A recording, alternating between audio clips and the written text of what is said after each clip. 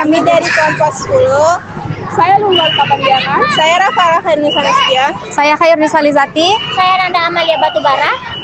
Kami akan melakukan observasi terkait kegiatan pramuka yang dilaksanakan di SD 060912. Ikuti keseruan kami ya.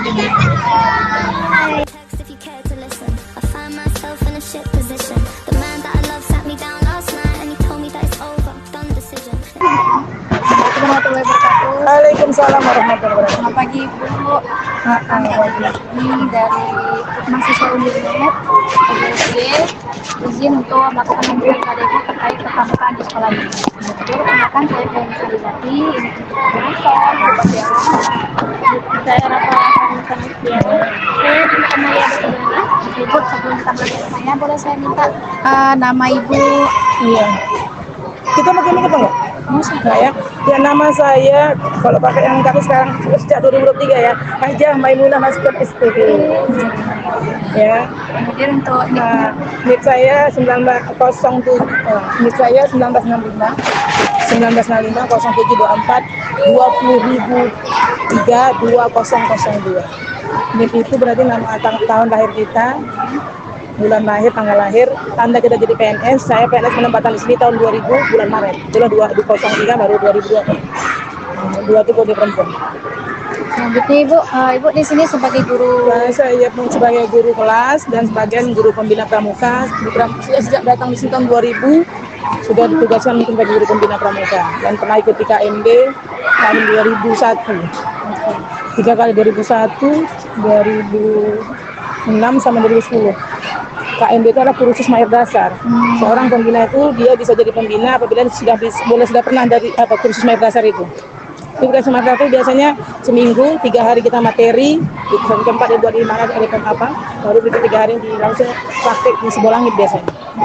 Udah boleh gitu gurunya baru boleh jadi pembina. Kebetulan kita di sini yang udah pernah KMD itu cuma baru 3 orang kami. Saya, Pak Andre tadi itu, Pak Andre di sana, sama Kak Sri nggak datang ya, Sri Syardi. Baru 3 kami. Jadi kami 3 aja lah sekarang ini. Begitu banyak murid 588 menanggapi kami bertiga. Itu termasuk kendala di sini, kekurangan pembina. Oke Bu, lanjut aja ke pertanyaan pertama. Apa yang melatar belakangi Ibu untuk menjadi guru pembina pramuka di sekolah? Pertama, memang saya dari dulu suka pramuka. Dari kecil. Tapi kebetulan waktu SD negeri saya nggak ada pramuka, di SMP negeri 15 nggak ada pramuka. Saya kena pramuka di SPG dulu, SPG PAB. Dan estate dan dilanjut di mahasiswa. Saya pernah menjadi mahasiswa IAIN dulu di kami dulu ada macam kalian juga semester 6 kami pramuka. Di sini saya kenal pramuka. Kita pelajari, kita beli buku, kita baca, baru ketika saya tamat SPG langsung kita jadi kakak pembina, langsung jadi kakak pembina. Jadi karena tantangan itu kita beli buku, baca buku, kita terjun langsung datang ilmunya. Nah, jadi saya banyak menerima pramuka itu di perguruan tinggi Satria. Itu banyak kakak pembina yang mana orang-orang ambil. Itulah. Oke Bu, mengenai kegiatan pramuka yang ada di sekolah ini, jadi Bu kegiatan pramuka yang rutin dilakukan. Yang rutin di sekolah kita ini pramuka ada 2, kan pramuka sebenarnya ada 5 jenjang ya. Ada siaga namanya, usia 7 sampai 10, ada penegak 11 sampai 15, ada pandega usia 16 sampai 20 tahun, baru kalian pandega. Pandega itu mahasiswa umur 16 sampai 20 tahun. Baru setelah itu pandega itu umur 21 sampai 25 tahun, itu pandega, baru pembina. Jadi di sini pramuka itu hanya 2 tingkat, siaga, di kegiatan kami siaga sama penggalang. Itu pun penggalangnya, kalau siaganya kelas 3-4 aja kita ambil. 3-4 juga latihannya, minggu pertama penggalang kelas 6 yang latihan, Sabtu kedua kelas 5, Sabtu ketiga kelas anak siaga tadi. Dan Sabtu keempat kami biasanya rame gini, dan per 3 bulan kakak buat kegiatan seperti lomba-lomba yelian, lomba apa, tarik semangat mereka. Apa udah pernah Bu melakukan jelajah alam?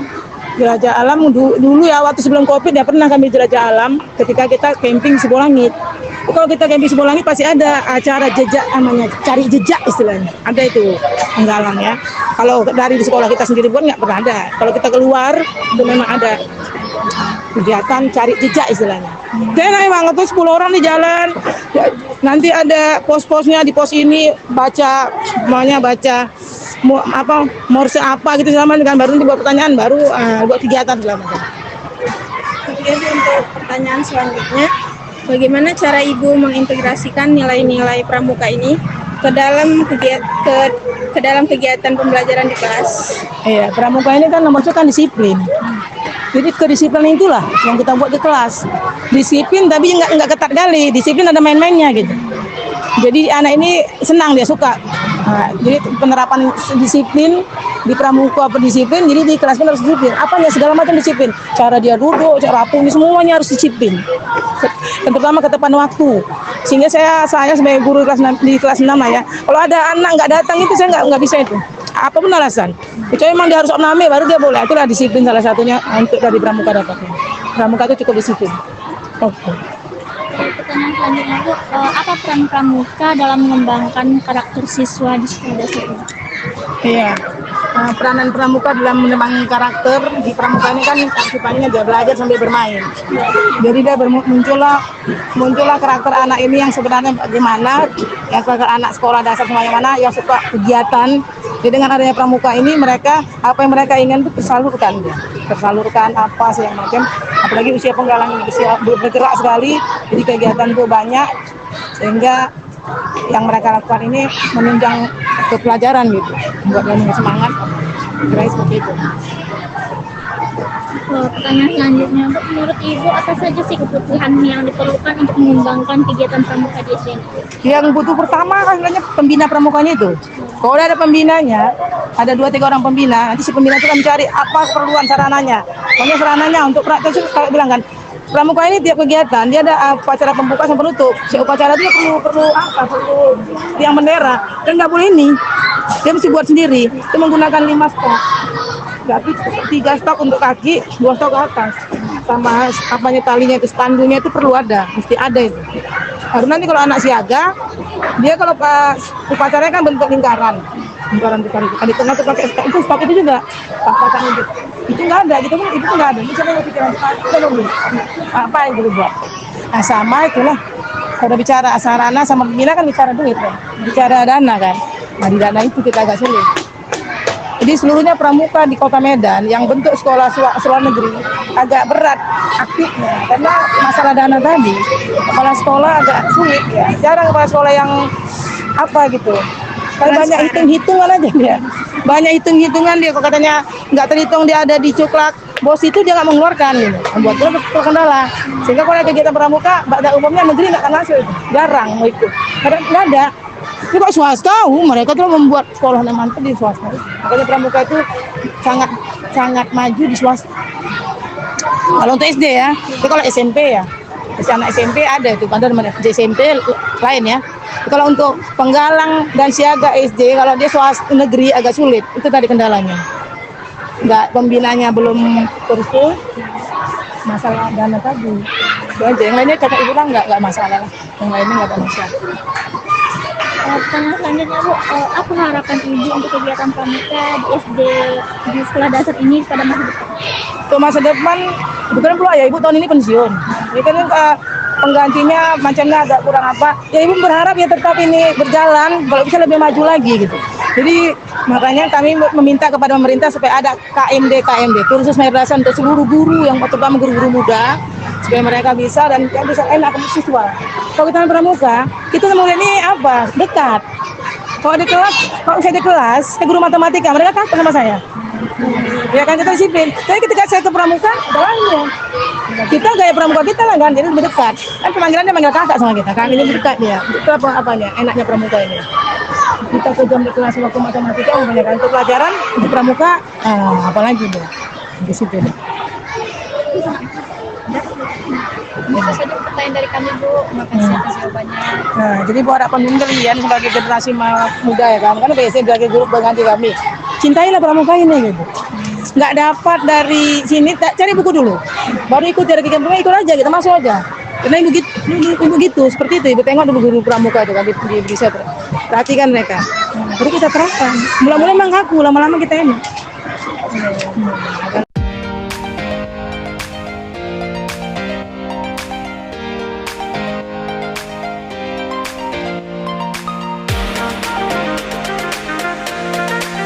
Satu, takwa kepada Tuhan Yang Maha Esa. Dua, kita alat dan kami salam bersama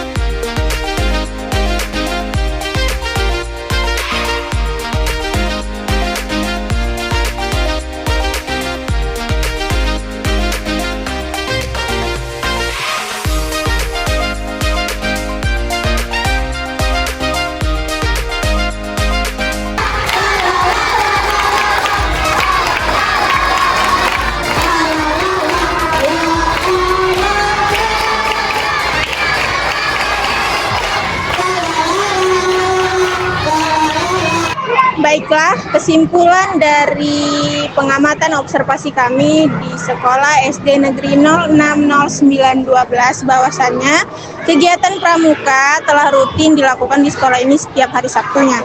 Yang dimana runtutan dari kegiatan pramuka tersebut yang awalnya diawali dengan upacara pembuka, baris berbaris, bermain game, yel-yel, dan sebagainya. Dan untuk pembuatan peta pita serta pelaksanaan penjelajahan di sekolah ini belum terlaksana, namun sebelum masa COVID pada tahun 2019 sekolah ini dipanggil perwakilan Penrunya untuk melaksanakan kegiatan di Sibolangit, dan disitulah para Penru melaksanakan penjelajahan serta pembacaan peta pita.